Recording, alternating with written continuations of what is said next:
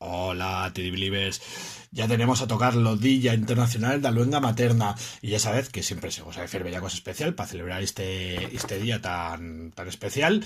Y bueno, pues este año lo que quiero es que todas y todos los TD Believers compartamos la alegría del aragonés y que me recontéis experiencias positivas que hace viu, pues gracias a esta luenga que tenemos. Puede estar, pues el libro que tú hayas leído usted, por ejemplo, que buenísimo, u bel disco, u bella canción que hayas escuchado y que te os haya feito muy togoy, u bella experiencia que hayas tenido, bella anécdota que quieras contarme, lo que sea, ya sabes, lo puedes compartir por redes sociales. Oh, entiendo a patacadas. Y si no quieres compartirlo públicamente, pues también me lo puedes enviar por privado a tierradeberrenaus@gmail.com.